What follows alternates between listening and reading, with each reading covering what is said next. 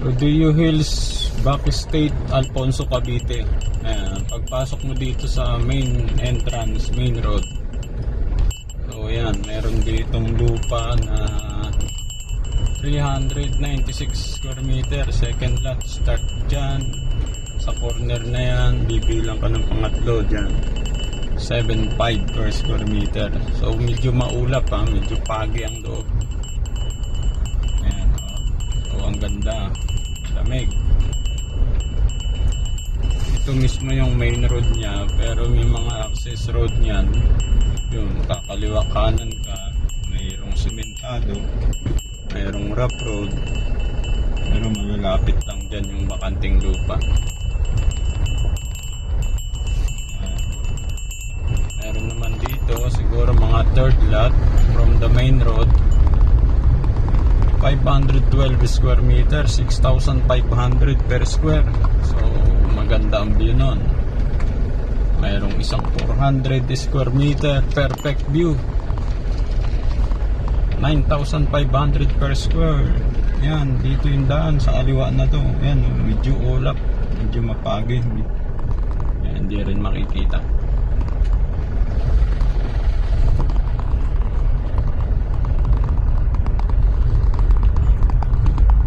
Tapos meron ditong isang 375 second lot from the main road, 7,500 square meter. So ayan, napakaganda ang lugar, bakasyunan. So dito naman siya. Yan, mayroon akong isang main road, 375 square meter, 8,500 per square. Main road siya. Sabihin ng main road, anong main road? Yung lupa, 375. Ang frontahe niya is 15 by 25 equals 375. Yan. So dito siya banda. Medyo maulap ha. Yan o, medyo maulap yan. Ganyan yan, loob pa ng Rodeo Hills yan.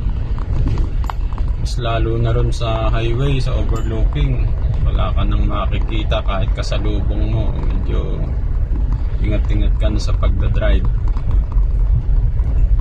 Mayroon ditong 400 along main road, dito mismo sa tapat ng sasakyan.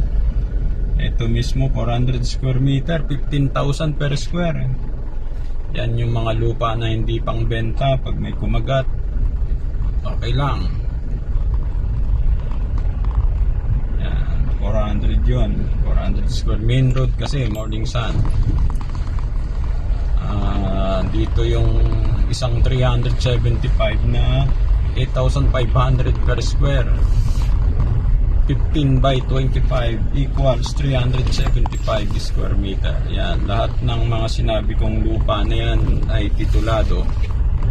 Authority lang ako ng may kanya, ng may-ari. Hindi po ako ang may-ari niyan. Nagpipinta lang ako. So, nandito na yung lupa. So, Rodeo Hills is 68 hectares, more or less. Medyo nung araw kasi 1962 sa istorya ng mga matatanda dito, so iniwan siya ng developer ng Hamonbach. Tapos akala hindi mag-click, magbo-boom ang real estate. Ayun, kaya medyo natingga yung development dito, kaya itong main road sementado.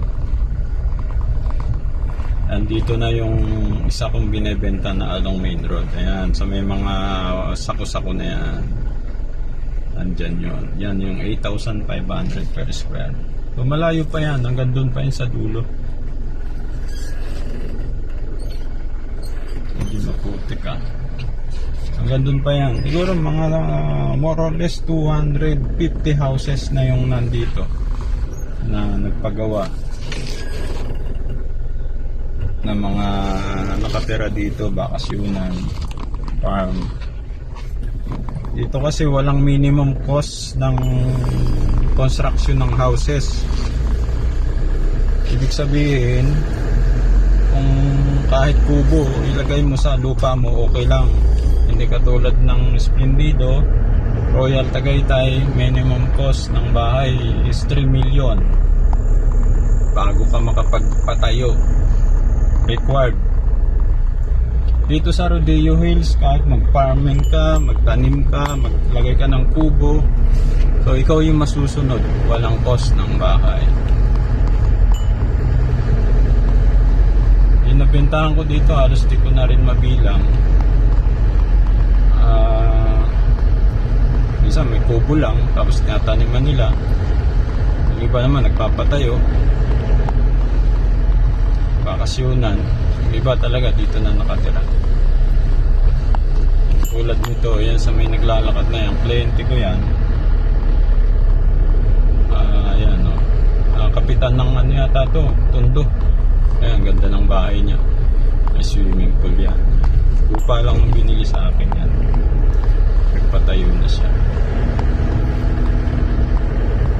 So lahat ng gustong bumili dito sa Rodeo Hills, Baque State, Alfonso, Cavite, madali nyo lang akong kontakin kahit saan dyan. Pagpasok nyo pa lang, nandyan na yung number ko,